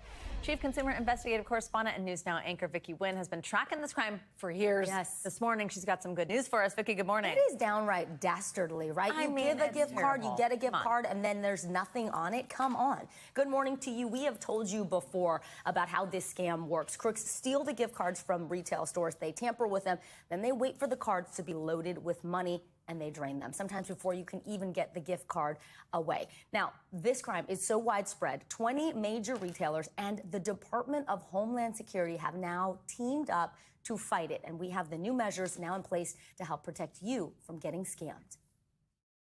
At this Target in Jacksonville, Florida, watch this man and this woman closely. It looks like they're shopping for gift cards. Same with this guy at a Kroger outside Louisville, Kentucky. But authorities say they're really part of a massive criminal enterprise called gift card draining, where thieves steal cards, tamper with the barcodes and pins, then return them to store shelves. Then when you purchase a gift card in the store, the criminals have automated programs to drain the funds. Lisa LeBruno heads the Gift Card Fraud Prevention Alliance, a partnership between law enforcement, retailers, and gift card networks. How big of a problem has gift card fraud become? Consumers and retailers suffer losses in the area of about $1 billion per year. Per year.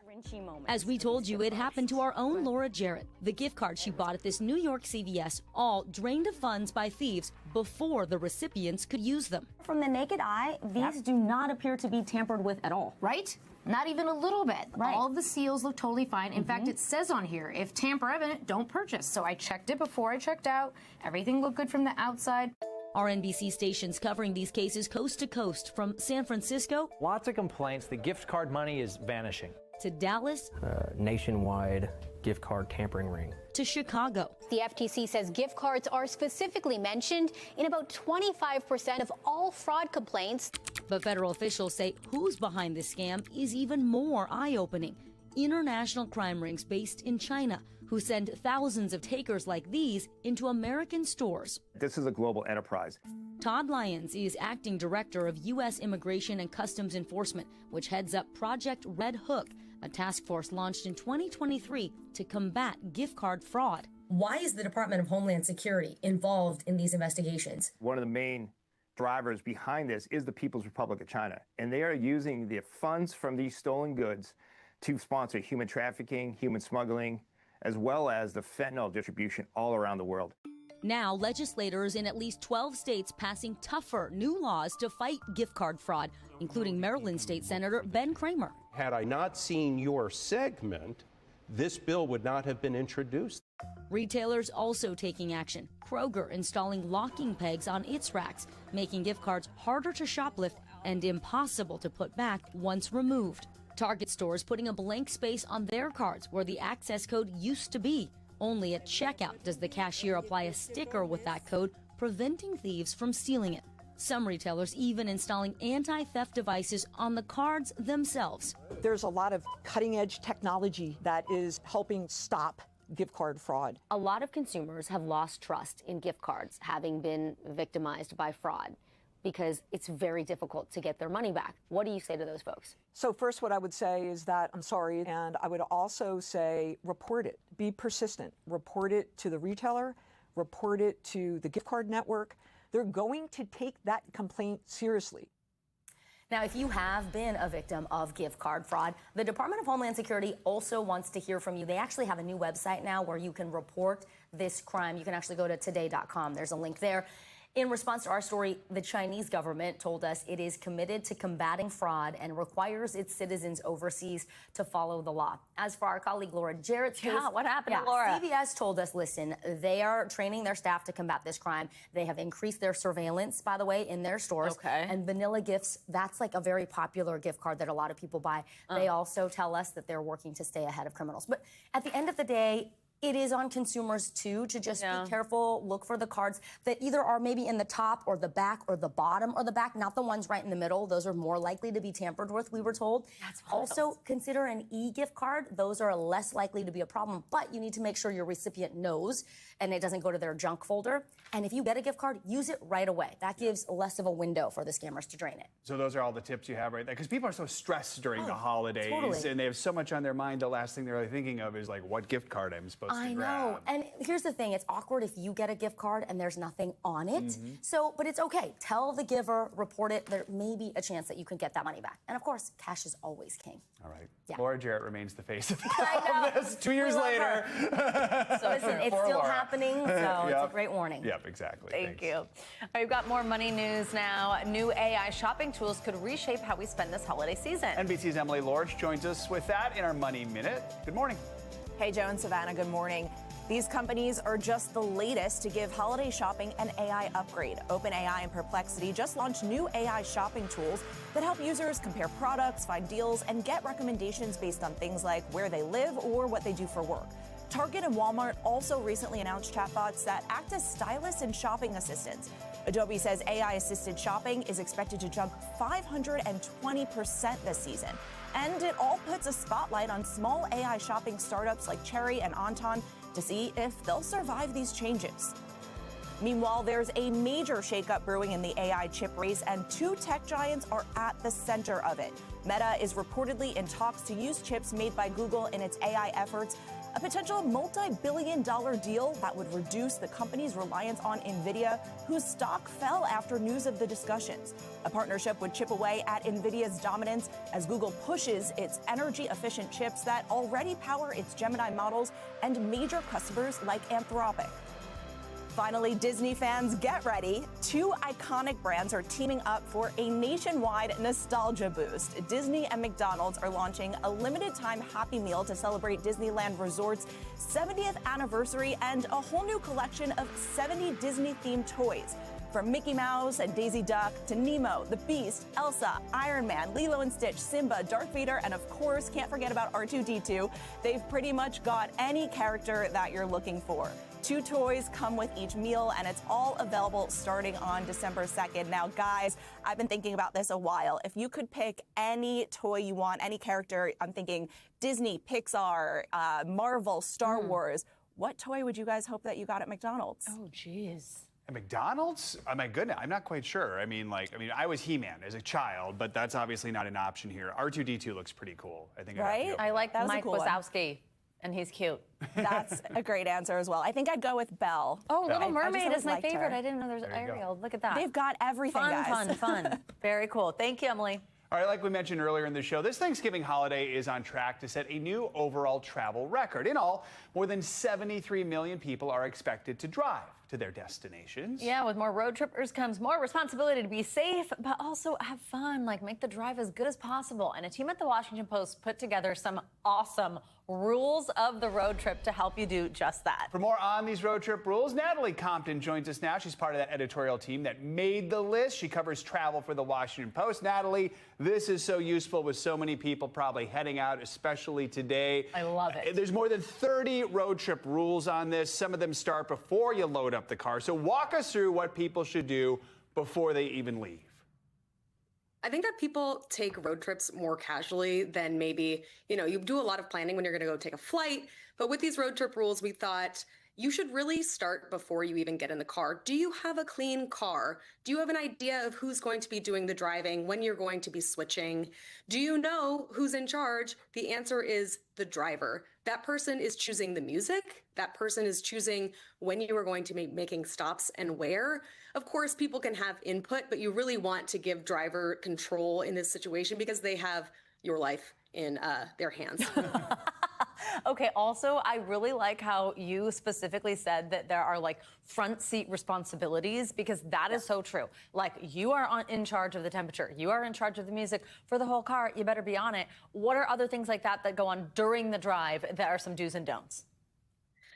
I think we live in a time that is very loose when it comes to distracted driving. So we really want a driver who is not going to be on their phones. And that's when, like you said, that passenger seat really comes into play. You really want somebody who's going to be paying attention, looking at the map, people who are going to be helping with the aux responsibilities.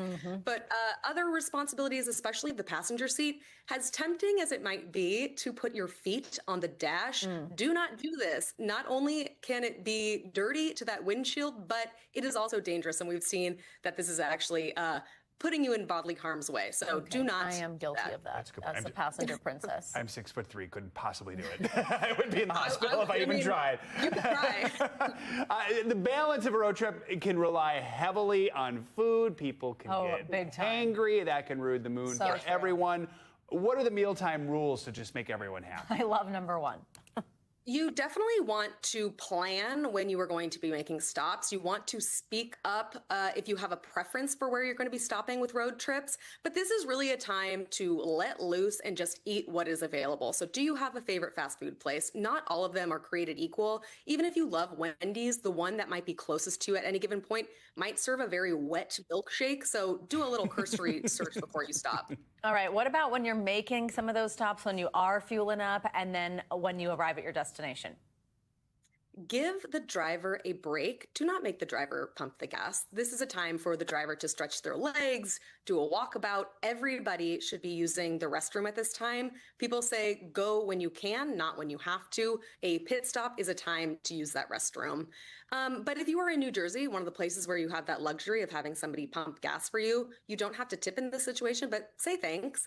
And remember that at the end of a road trip, this is when the driver has one last time to shine. This is when you find a great parking spot that's not going to put your whole family in harm's way, and do a great job at parallel parking too if you do find that.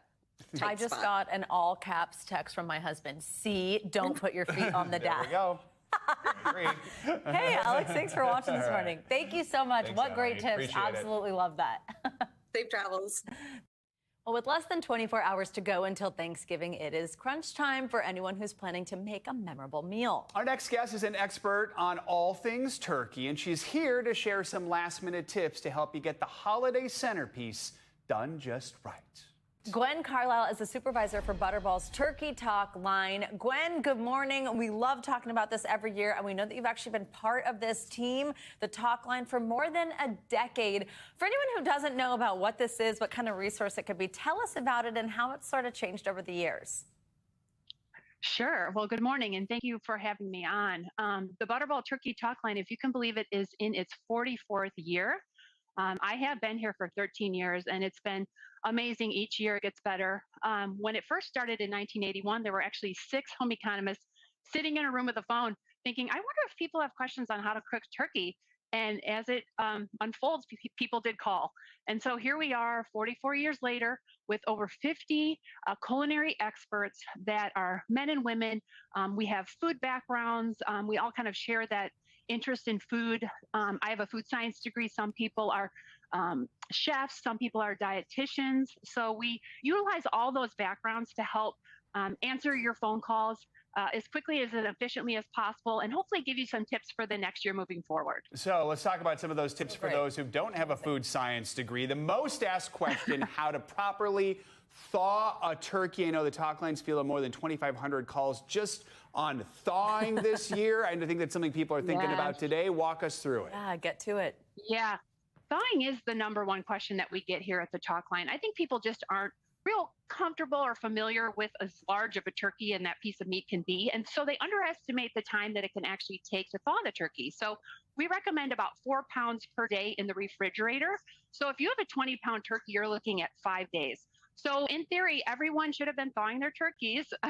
But if you are finding yourself short on time, you can do a quick water thaw method, and that is what a lot of people are probably doing today, checking on their turkey if it's a little bit frozen. You can keep it in the package, submerge it in cold water, and then it'll thaw about 1 pound every half hour. And that's just a speed method, and it helps finish off the turkey or get it going if you haven't seen as much progress as you'd like. Wow. So that's a really great tip. Okay, Yeah. everybody's like, thank you for that right now, running to my fridge. What about once you thaw it, then what do you do? Like, then it's sort of confusing. It's raw meat. How do you store it?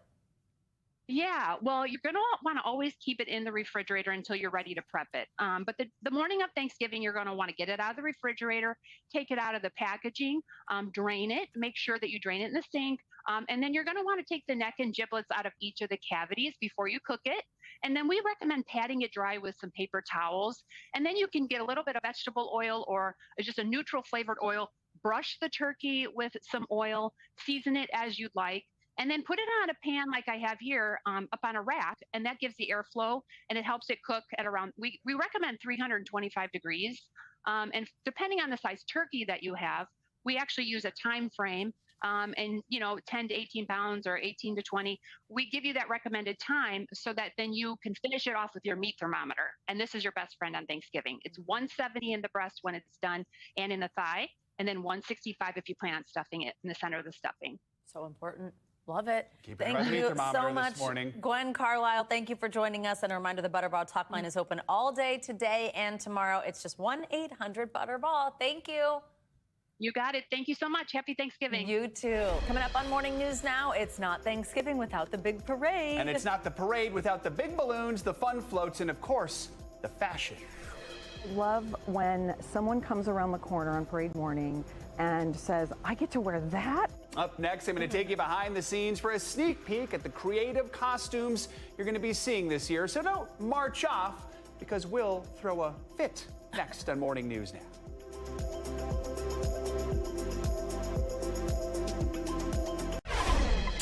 Welcome back. Pope Leo is bringing back the tradition of a Thanksgiving feast to Italy this year as the first American pope. He also has a special message for his fellow Americans of all faiths as we approach this holiday of gratitude. NBC News International correspondent Molly Hunter is in Rome with the details. Hey guys, good morning. From the coziest Italian kitchen, they're saying grace here before they start their American Thanksgiving meal, the first ever at Castel Gandolfo. And Chef Art Smith and I cooked up a feast with all the fixins and a little Italian spice. Take a look. About an hour outside of Rome, high above Lake Albano, we were given exclusive access to Castel Gandolfo, the papal summer palace, an escape from the Vatican. Pope Leo comes out every Tuesday on his day off. And last night, while leaving the residence, we had the chance to speak to the first American Pope. Molly Hunter from NBC News. Of course, as an American, it's Thanksgiving this week. Thanksgiving week? It is. Do you have a Thanksgiving message? Is there something you're thankful for? Many things I'm thankful for. I would encourage all people, especially with this beautiful feast that we have in the United States, which unites all people. People of different faiths, people who perhaps do not have the gift of faith, but to say thank you to someone, to recognize that we all have received so many gifts. First and foremost, the gift of life. This year, for the first time ever, there will be an American Thanksgiving feast right here. 135 acres of gardens, vineyards, and olive trees. It's incredible to see the gardens, the farms, the greenhouses. And some livestock, too. It's okay, guys. I think you're safe this year. We headed to the kitchen where holiday preps were underway. Hello. Hi, Molly. How are you? Welcome to Castel Gandolfo. Wow. Isn't it beautiful? Welcome to the old mill. Oh my gosh, the Italian kitchen of my dreams. On the menu, the classics with an Italian twist. This is the first American Thanksgiving at Castel Gandolfo, the 450-year-old home of the popes. You know, where I'm from, the South, we do not stuff a bird. We dress the bird, but we're going to give it a little Italian flavor. Americans have strong opinions about stuffing, but Italian pancetta is a strong starting point no matter what you call it. And Chef Art put me to work. I'm on it, Chef. Got it. Okay, and then there's a little pepper you want to put in there.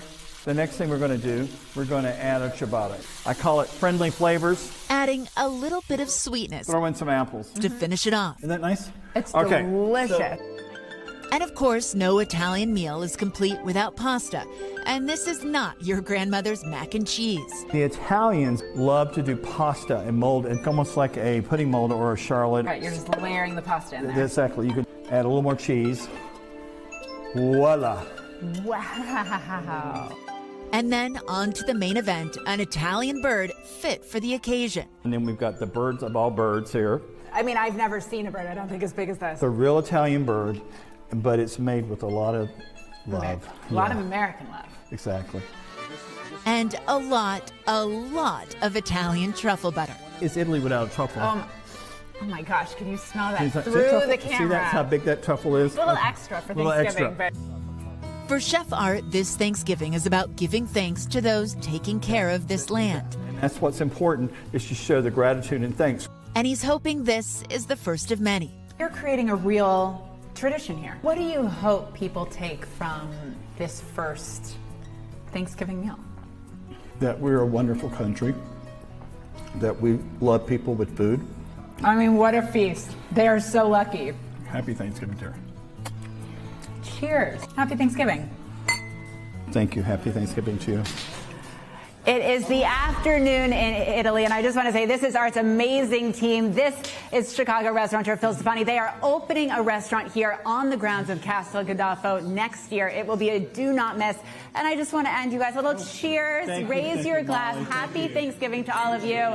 And back to you guys in the studio. Have a great holiday. That was an Italian dream. Holy moly. What an assignment, Molly. Love it. Molly talked to the Pope. That's the coolest thing. Hello. All right. The whole thing. Amazing, Molly. Love it. All right, the stage is set for the 99th Macy's Thanksgiving Day Parade, which kicks off tomorrow morning right here in New York City. Since Monday, the street in front of Macy's flagship store here in Manhattan has been a stage for late-night rehearsals. Yeah, marching bands, music stars like Conan Gray, and Broadway musical performers like the cast of Ragtime all took a practice run on the main stage. It was their last chance to shake out any nerves or kinks.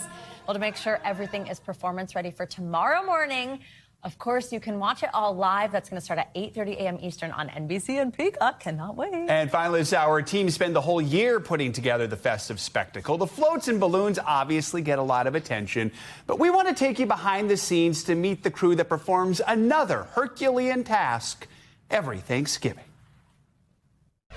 The pastel sunrise ascending over New Jersey is the perfect complement to the color explosion bursting inside this warehouse.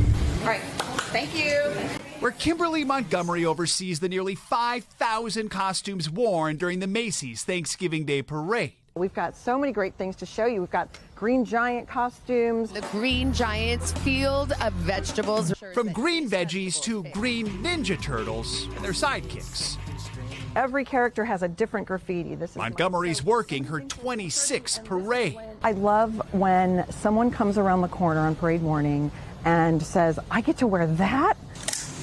The parade before the parade as the costumes march onto trucks for their journey to Manhattan. Thursday morning, 120 dressers will help all those volunteers slip into the outfits in just 2.5 hours. When we design the costumes, we have to think this has to go on fast and off fast.